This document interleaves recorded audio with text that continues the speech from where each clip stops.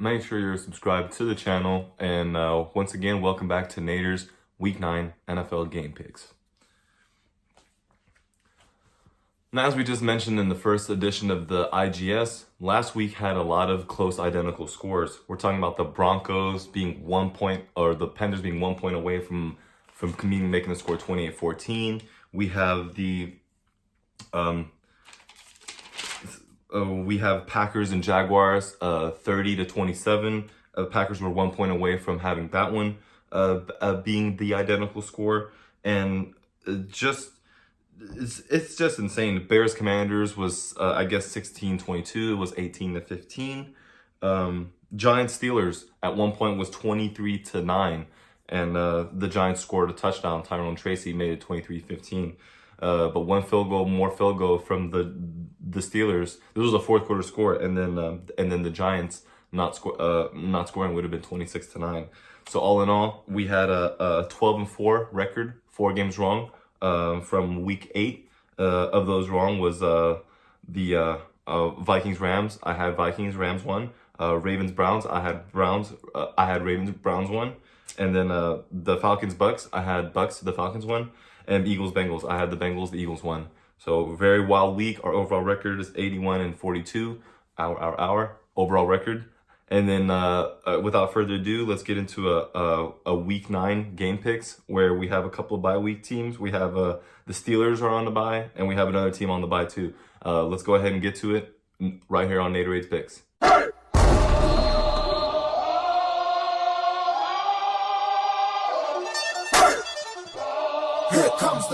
All right, let's go ahead and get it started with Thursday Night Football. We got the Texans at the Jets. This is going to be my upset alert of the week for Week 9. And here are the few reasons why. The Jets are coming off of the game last week. As I did mention, I got the upset alert of the week last week, right? I got the Patriots over the Jets. The Jets at home. Hassan Reddick's first game back from sitting out. Still have some injured players in the secondary. But this Texans team is coming off of a major setback news for their receiving corps. Stephon Diggs out of the year with an ACL, with an ACL injury, and the Texans just recently believe that they have the team that is allowing the 5th most sacks, and I think this Jets pass rush is going to come out and probably have a good day here. I think they have to rely extra on Tank Dill, Dalton Schultz, and Joe Mixon. That's 3 weapons I think this Jets defense can stop. And if they can get pressure on CJ Stroud, as other teams have done before as well, their offense needs to be able to protect the ball and score when they have it, which they didn't commit a single turnover against the Patriots last week, but still lost that game because of missed opportunities, missed field goals, and penalties late in drives. So this is going to be a game where I think they do get the upset because the Texans are coming in here favored for sure, a 6-2 team against the Jets team that's traded for players and recently fired their coach. So I think the Jets actually get the win here at home. I think this is my upset alert of the week, as I think the Texans will be missing some of their weapons. As Nico Collins is also the receiver still out, has been on IR with a hamstring. I think the Jets take advantage of that here, and their defense plays inspired at home. I think the Jets win 29-23 over the Houston Texans.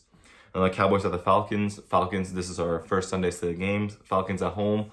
Two-headed monster in Tyler Algier versus Bijan Robinson. I think it's going to be too much to handle for this Cowboys front. They may be getting Micah Parsons back and Deron Bland.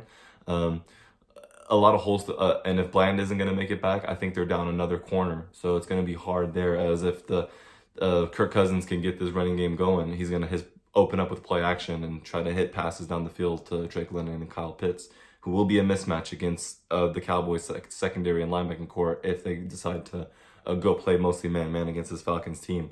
I think the Cowboys offense looks a little bit better, but I still think stagnates a lot in drives due to their abandonment of the run game. I think that happens here too if they don't have a lead early in the game. So I think the Falcons win at home 35-26. Broncos at the Ravens. The Broncos are nursing a top five defense, a pass defense. Ravens are one of the bottom pass defenses. Lost last week to the Browns. Those divisional opponents are usually the tricky games, the hard ones to win.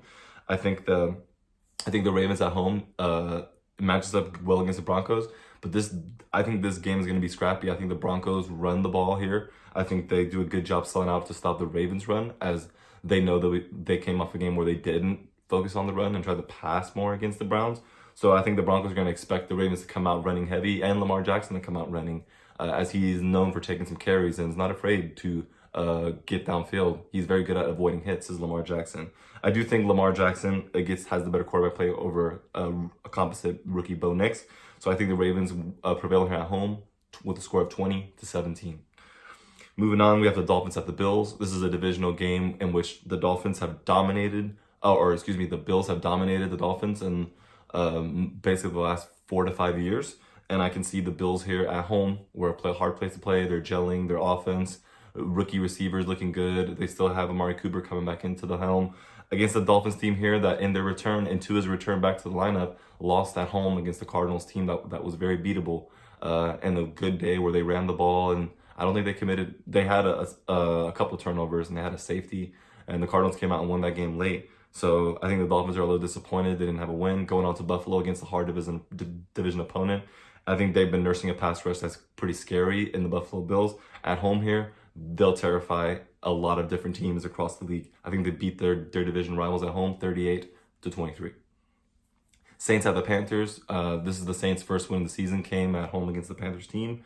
I think the Panthers, they traded away another piece of their offense, leaving less weapons for their offense to work with. They have a good rushing attack with Chuba Hubbard in the backfield. And the Saints are struggling against the run. But they also have a good running attack and playing against the worst defense in the league against the run, the Panthers. So I think the Saints here get back in the win column. 6 losses in a row. The Panthers, effort-wise on defense, is not that good.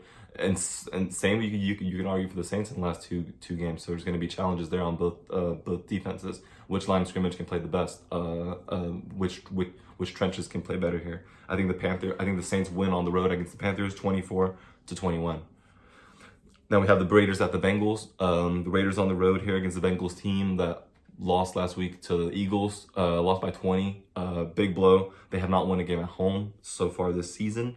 I think they have to come back in the win column here for their sake, for they're trying to come into the wild card spot. Raiders team is not looking like they're going to be a team competing in the playoffs. Really bad rush attack and not so much good stability at quarterback for the Raiders.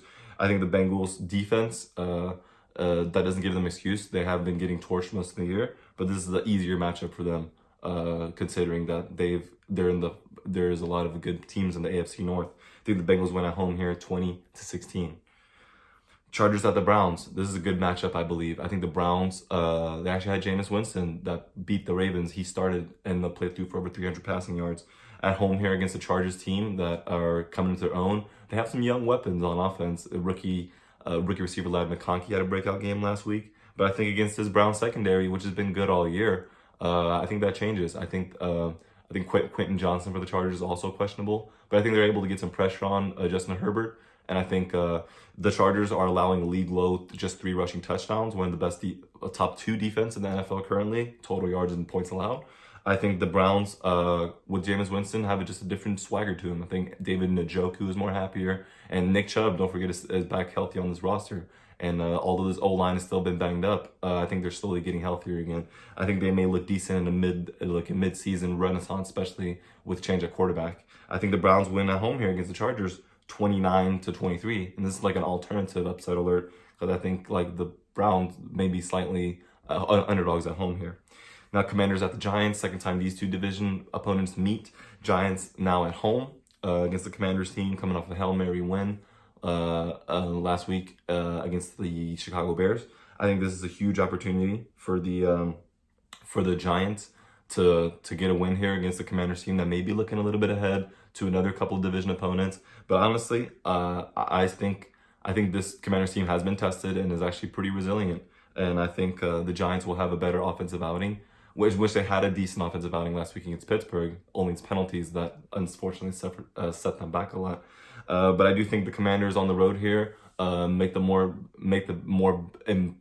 plays when needed down the stretch. I think it's hard for Malik Neighbors to be a threat, and especially Tyrone Tracy going out with concussion last week as he rushed for over 145 yards against the Steelers defense. He'll be missing out this Giants backfield, putting a little bit more pressure on Devin Singletary and Daniel Jones. So I have the Commanders winning on the road here against the Giants, 30-26. Patriots at the Titans, two teams. Patriots got the upset of alert last week, much needed. Criticisms about their coach saying that their team was playing soft. They came out and got a win, as I could see, against that division opponent. And I think the Titans here, coming off a big loss, Mason Rudolph's under center. Their defense is not the worst, but their offense is really not able to score any points and always shoots itself in the foot turnover wise. But this ball game could go either way. I think the Patriots, Drake May, their starting quarterback, suffered a concussion, so he may be questionable to play this game. In that place, they'll be starting Jacoby Brissett. I think he can do enough here on the road, play less mistake free.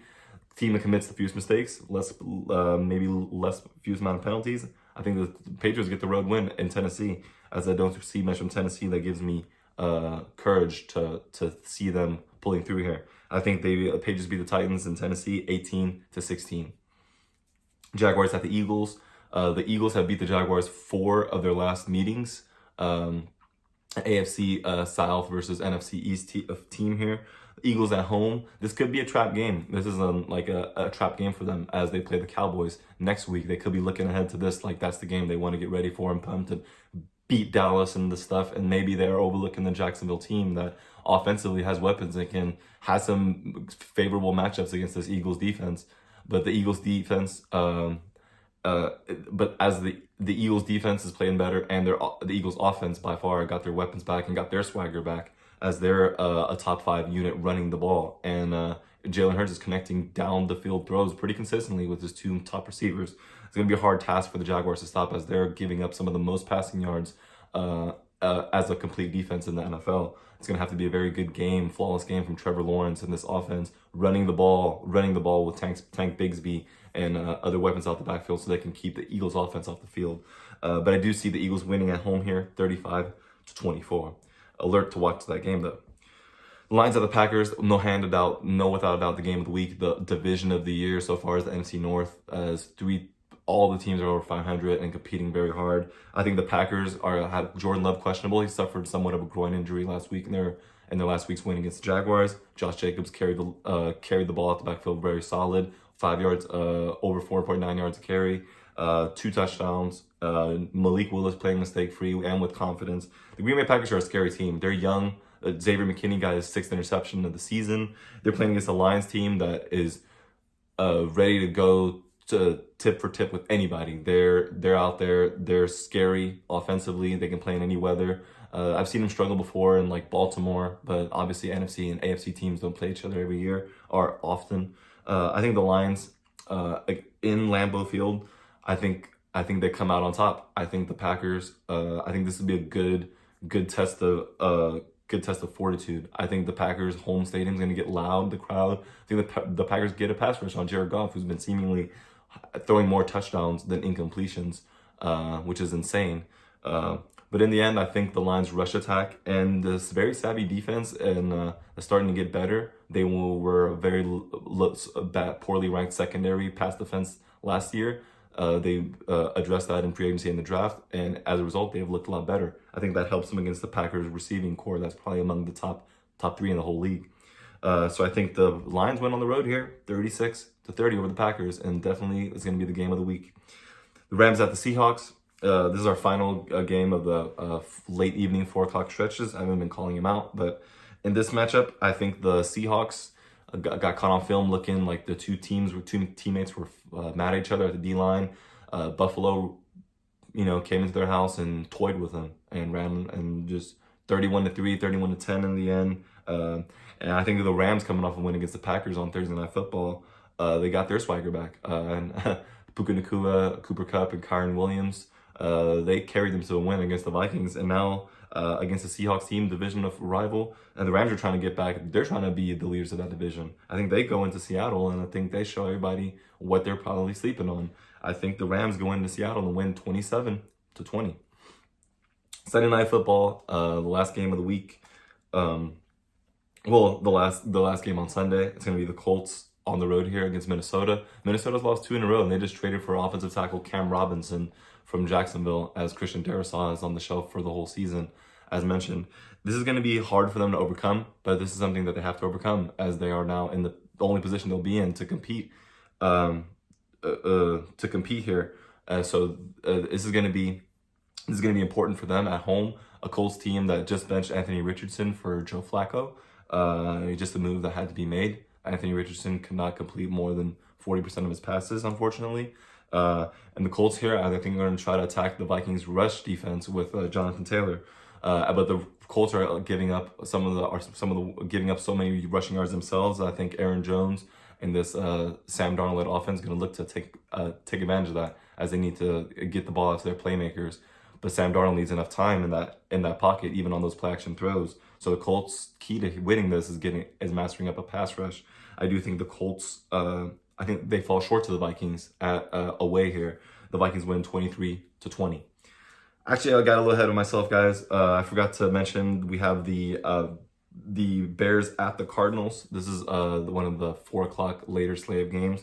The Cardinals at home here against the Bears team that definitely should have gotten a win last week. Set them back a little bit. They're in the NFC North. They're the 4th place team with a 4-3 record. I think on the road against Arizona, a Cardinals team that's been playing pretty well, I think they need to. This is a game that they need to win. They need to bounce back here.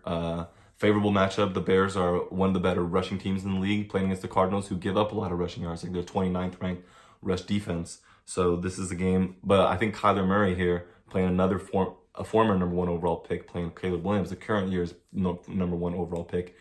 Expect for him to catapult his play and play out of his mind, I feel. So I have a feeling if the Cardinals win this game, it's solely because of Kyler Murray. They have good matchups. They have a great tight end, a great up-and-coming tight end and receiver. Same with this Bears team as Cole Kmet, and you have Keenan Allen, DJ Moore matching up against this Cardinals secondary, and it's going to be Trey McBride, Marvin Harrison Jr. And Michael Wilson is a sleeper in this game for the Cardinals offense. Could be a game where I think the Cardinals very well will get on a big roll, and they're competing with the NFC West. But I think the Bears defensively, they're good enough, and I think they need to limit the mistakes again. The offense usually gets gelling late in the games. This is a game where I think they can gel most of the game because they're running their advantage in running the football against this Cardinals team. I think the Bears get the win on the road here, 27-25. But as we know, anything can happen. And the 2 teams on bye weeks is the Pittsburgh Steelers and the San Francisco 49ers, both coming off wins. You'll see them back in action week 10. As of right now, those are the picks. We'll have the scores listed out, of course. Upset alert is Texans at the Jets. I think the Jets win here.